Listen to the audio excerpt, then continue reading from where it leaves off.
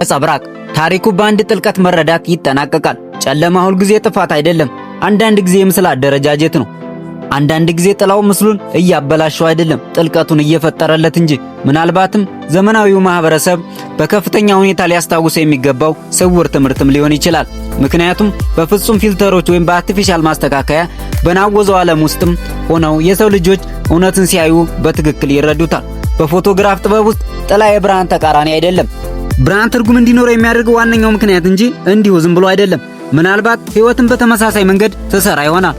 ውድቀቶች፣ ክህደቶች፣ ድካሞች፣ ሊሸከሙት የማይችሉት የሚመስሉ የጨለማ ቅጽበቶች ምስሉን እያጠፉት አይደለም፣ ጥልቀት እየፈጠሩለት እንጂ። ለፈጠራ ሰዎች፣ ለሥራ ፈጣሪዎች፣ በኢትዮጵያ እያደገ ላለ የዲጂታል ትውልድና በሁለት ዓለም መካከል ማንነታቸውን ለሚገነቡ የዲያስፖራ ማህበረሰቦች ይህ ትምህርት ከማንኛውም ካሜራ በላይ የበለጠ ዋጋ ሊኖረው ይችላል።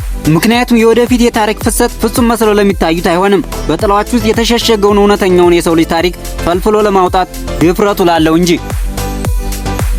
አዲስ ቢዝነስ በመጀመር በፍጥነት ሀብታም የሚያደርጉ መንገዶች። አዲስ ቢዝነስ መጀመር አስደሳችም ፈታኝም ጉዞ ነው። ስኬታማ ለመሆን ዝም ብሎ ከመጀመር ይልቅ ስልታዊ የሆኑ መንገዶች መከተል ያስፈልጋል። አንድን አዲስ ቢዝነስ ከሐሳብ ተነስቶ ወደ ተግባር ለመቀየር የሚከተሉ ዋና ዋና ደረጃዎች መከተል ይገባል።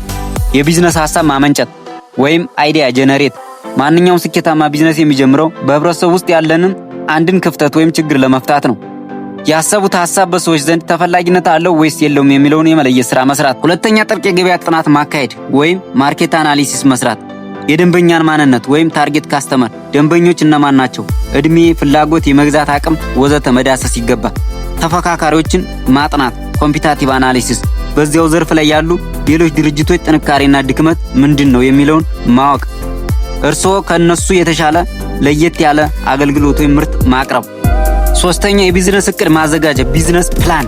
የቢዝነስ እቅድ ማለት የንግድ ፍኖተ ካርታ ወይም ሮድ ማፕ ማለት ነው። ይህ እቅድ የሚከተሉትን መያዝ አለበት: የድርጅቱ ራዕይና ተልዕኮ፣ የሽያጭና የማርኬቲንግ ስትራቴጂ፣ የፋይናንስ ትንበያን ወይም ወጪ ገቢና ትርፍን፣ የአደረጃጀትና የአስተዳደር መዋቅር መኖር አለበት በዚህ ቢዝነስ ፕላን ውስጥ ማለት ነው።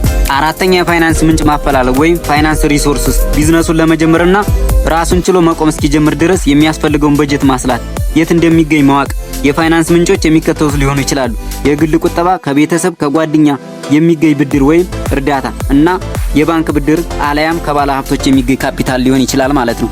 እነዚህን ማሰባሰብ፣ እነዚህን ሰርች ማድረግ ትርፋማ ከሚያስብ ጀማሪ ቢዝነስ የሚጠበቅ ተግባር ነው ማለት ነው። አምስተኛ፣ ቦታና የሥራ አካባቢ ማዘጋጀት። እንደ ቢዝነሱ ባህሪ ተስማሚ የሥራ ቦታ፣ ሱቅ ወይም ቢሮ፣ ፋብሪካ መምረጥ። በአሁኑ ጊዜ ብዙ ቢዝነሶች በዲጂታል መንገድ ወይም በኦንላይን ብቻ ሊጀምሩ ይችላሉ። እንደ ድረገጽ ወይም የማህበራዊ ሚዲያ ገጾችን በአግባቡ ማደራጀትና መገንባት ይገባል ማለት ነው፣ ይሄን ውጤታማ የሆነ ሥራ ለመስራት። ስድስተኛ፣ የማርኬቲንግና ሥራ መጀመር ማርኬቲንግ ኤንድ ቢዝነስ ላውንች። የማርኬቲንግና ሥራ መጀመር ማርኬቲንግ ኤንድ ቢዝነስ ላውንች። ብራንድ መገንባት፣ ማራኪ ሎጎና መፈክር ማዘጋጀት፣ ማስተዋወቅ መገንባት ያስፈልጋል ማለት ነው። ሁሉንም ነገር ደንበኞች እንዲያውቁት፣ እንዲረዱት፣ ወደ እናንተ እንዲመጡ፣ እንዲገዟችሁ፣ ሁልጊዜም ከናንተ ጋር ሌላ አማራጭ እንዲያዩ ማድረግ ይቻላል ማለት ነው። ሰባተኛ፣ ደንበኞች ስለ እርስዎ ምርት ወይም አገልግሎት እንዲያውቁ በዲጂታል ማርኬቲንግ ማለትም በፌስቡክ፣ በቲክቶክ፣ በቲክቶክ እና በባህላዊ መንገዶች ማስተዋወቅ ይገባል ማለት ነው። በቴሌቪዥን፣ በሬዲዮ እና እነዚህን ፕላትፎርሞች በመጠቀም ፈጣን የሆነ አገልግሎት፣ የተሻለ ምርት እንዳለዎት፣ የተሻለ አቅርቦት እንዳለዎት ማሳየት፣ መድረስ፣ በፍጥነት ገበያው ላይ ሰብሮ መግባት የሚያስችል የዲጂታል ማርኬቲንግ ሥራ መስራት ይገባል ማለት ነው። ኮምፒቲሽን ውስጥ ገብቶ ትርፋማ፣ ውጤታማ፣ ቀጣይነት ያለው ሰስቴን የሚያደርግ ቢዝነስ ለመፍጠር ማለት ነው ይሄንን የምናደርግ